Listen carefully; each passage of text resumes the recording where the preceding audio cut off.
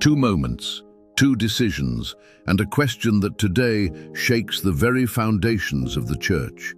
What happens when a group that was in full communion with Rome decides to declare that the see is vacant? What happened on May 2nd, 2026 is not a minor episode or a marginal anecdote. It is a symptom, and by the end of this analysis, you will understand why the declaration of the Transalpine Redemptorists is not simply a rupture, but a mirror reflecting a deeper crisis. Let us begin with the facts. On that date, the Congregation of the Sons of the Most Holy Redeemer, known as the Transalpine Redemptorists, published a letter signed by all the members of the community. The content leaves no room for soft interpretations. They declare Sede Vacante. They affirm that they do not recognize Leo XIV as a legitimate pope. And they go even further. They do not recognize as legitimate any of the pontiffs following the Second Vatican Council. This is not a disciplinary objection. It is not a pastoral critique. It is a total rupture with the visible line of ecclesial authority. And this is where the analysis must pause, because we are not talking about an improvised group without formation or without history. The Transalpine Redemptorists did not arise yesterday. They are not a spontaneous phenomenon. They are a community with a trajectory, with theological formation, with structured religious life, and above all, with a recent past within canonical communion with Rome. That detail changes everything. In 2008, this same community made a decision that at the time was presented as exemplary. They opted for regularization. They chose to enter into full communion with the Church, accepting ecclesial authority without abandoning their attachment to the traditional liturgy. They were officially received, integrated, recognized. For 16 years, they lived within that communion. And that brings us to the key question. What happened for a community that chose to remain inside to now conclude that the problem is not their canonical position, but the very legitimacy of the Pope? To answer, one must observe the journey. They lived through the pontificate of Benedict XVI and the impact of Summorum Pontificum, which opened spaces for the traditional liturgy. Then they went through the pontificate of Pope Francis, marked by decisions such as Traditionis Custodes, which restricted that same space. And finally, they arrived at the first months of the pontificate of Pope Leo XIV. 3 stages, 3 distinct contexts, but one and the same conclusion for them: the crisis was not resolved. Here, the core of the problem appears. For years, the solution proposed from Rome to traditionalist groups has been clear: regularization, enter into communion, collaborate from within, overcome tensions through stable canonical structures. The Transalpine Redemptorists accepted that path. They lived it for more than a decade, and their final response has been to reject it. That transforms their declaration into something more than a rupture. It transforms it into a direct challenge to the ecclesial strategy of recent decades, because it puts forward an implicit claim: regularization has not healed the wound. This does not mean they are right in their conclusion, but it does mean that their experience does not match the initial promise. And here is where the impact is amplified, because they are not alone. Although their number is small, their gesture carries an enormous symbolic dimension. Other groups, other communities, other faithful are watching. Some in silence, others with unease. The question begins to circulate: if a community that was inside for years arrives at this conclusion, what does that mean for the rest? Here is where history offers an uncomfortable mirror. In 1378, the Western Schism began. 2, then 3 simultaneous popes. It was not an instantaneous phenomenon. It was the result of accumulated tensions, questioned decisions, and divergent perceptions of legitimacy. For decades, saints, theologians, and the faithful found themselves divided, not for lack of faith, but from an excess of uncertainty. That precedent does not repeat itself automatically, but it recalls something essential. Crises of authority in the Church are not impossible, and when they occur, they do not always begin with grand declarations. Sometimes they begin with small decisions, accumulated, interpreted differently by different groups. The declaration of the Redemptorists does not create the crisis, it reveals it. But here it is appropriate to be precise. Sede Vacantism is not a neutral solution. It has grave consequences. It implies denying the visible continuity of authority. It breaks communion. It substitutes the hierarchical structure with one's own judgment about legitimacy. Historically, this type of position has arisen in moments of extreme tension. But it has also generated lasting fragmentation. That is why the question is not only whether they are right or not. The question is why they have reached that conclusion, and what that means for the Church as a whole. Because if the problem were only that of an isolated group, the impact would be limited. But if their decision reflects a more widespread unease, then we are facing something more serious. Here the true dilemma appears. Are we facing a marginal case of rupture or a symptom of a broader crisis of confidence in authority? The answer cannot yet be given, but what is clear is that the traditional strategy, regularization, integration, dialogue, has in this case encountered an evident limit. And that limit raises new questions. What happens when integration does not resolve the conflict? What occurs when formal communion does not generate real unity? And what happens when the response of some is to completely abandon the structure? In the next part, we will analyze precisely that, whether this case is an isolated exception or the beginning of a deeper trend within the traditionalist world, and what implications it has for the future of the pontificate of Leo XIV. What do you think so far? Leave it in the comments. Amen. God bless you.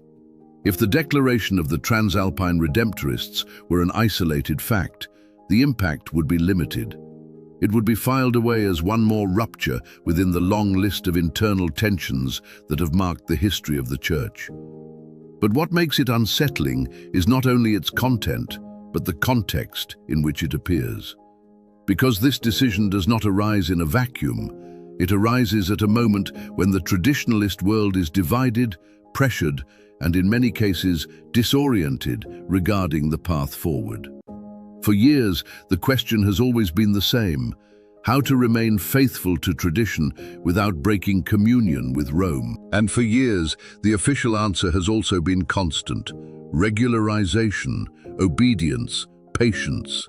But now, a concrete case appears that questions that answer from lived experience.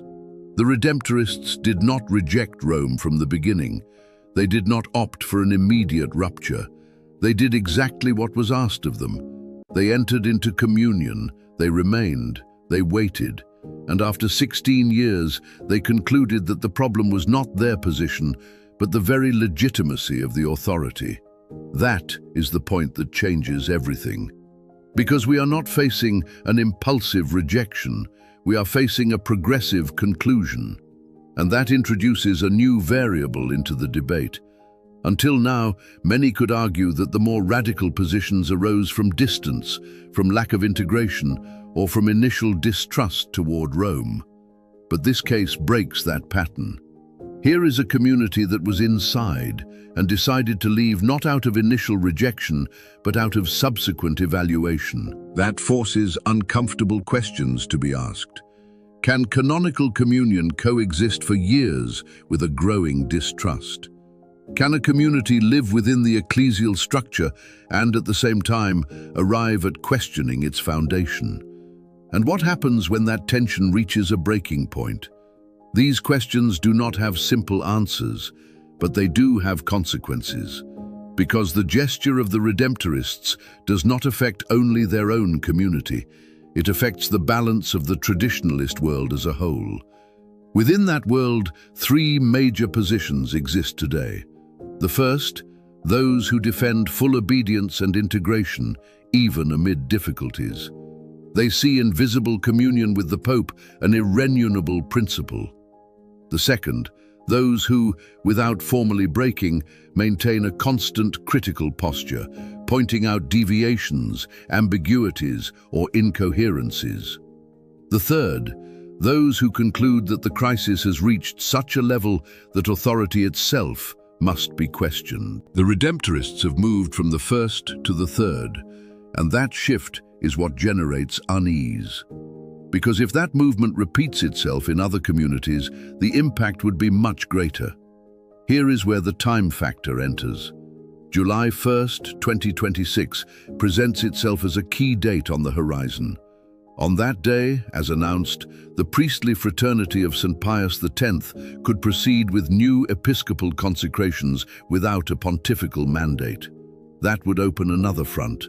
A different front, but a related one. Because while the Redemptorists opt for explicit rupture, the fraternity has historically maintained an intermediate position, resistance without complete formal rupture. If both paths advance in parallel, one toward Sede Vacantism, the other toward canonically irregular actions, the map of traditionalism could fragment even further. And that fragmentation would have direct consequences for Rome, because the strategy of integration would be challenged from two fronts. From within, by communities that were already integrated and have left.